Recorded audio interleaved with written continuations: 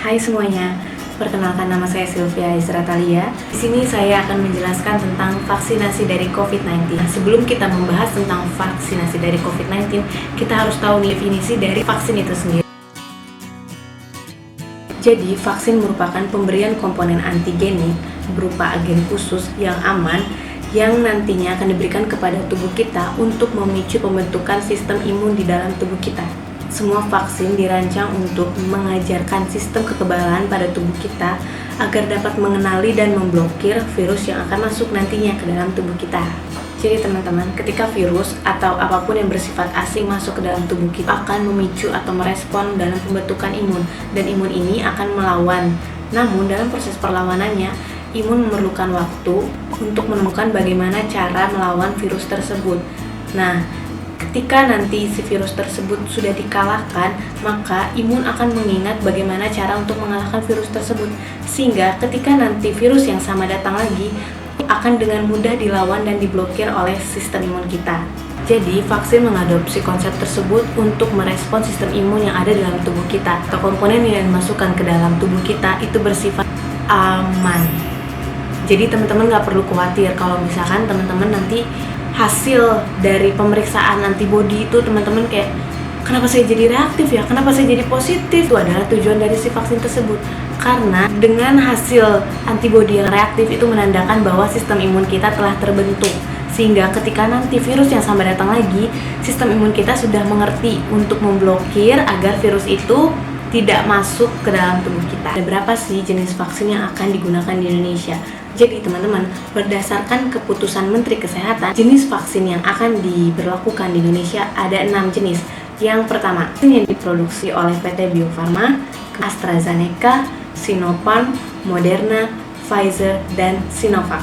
Nah, saat ini vaksin yang sudah tersedia di Indonesia untuk tahap pertama adalah vaksin Sinovac. Sinovac ini merupakan jenis vaksin di mana si virus itu telah dimatikan atau inactivated virus. Nah, vaksin ini sangat aman dan tidak akan menyebabkan infeksi.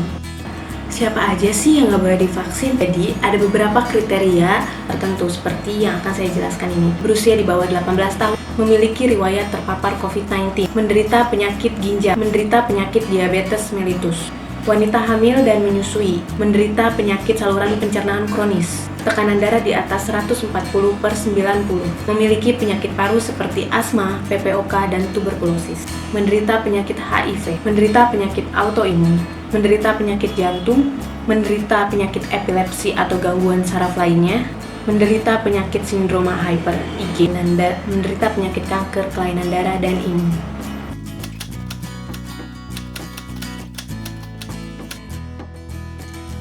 Vaksin itu memerlukan 2 dosis penyuntikan.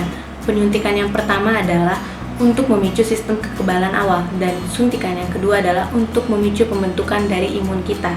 Vaksin memerlukan waktu 14-28 hari dari waktu penyuntikan kedua untuk pembentukan imun yang optimal. Hai semuanya, di sini saya akan melakukan vaksinasi dari COVID-19 yang kedua, dan ini adalah status pemberian vaksinasi. Di sini kita bisa lihat alur pelayanan vaksinasi dari COVID-19. Yang pertama, kita melakukan registrasi dan verifikasi, kemudian melakukan pemeriksaan fisik,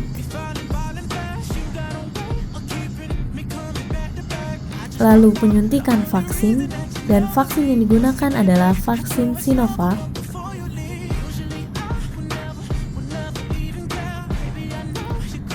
Lalu melakukan observasi post-vaksin 30 menit setelah proses vaksinasi dan vaksinasi telah selesai.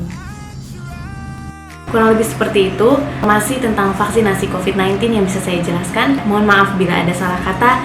Terima kasih untuk waktunya, dan jangan lupa untuk tetap lakukan protokol kesehatan, karena vaksin hanya bagian dari pencegahan. Yang bisa melindungi diri kamu dari COVID-19 adalah dirimu sendiri. Jadi tetap patuhi protokol kesehatan ya. Bye!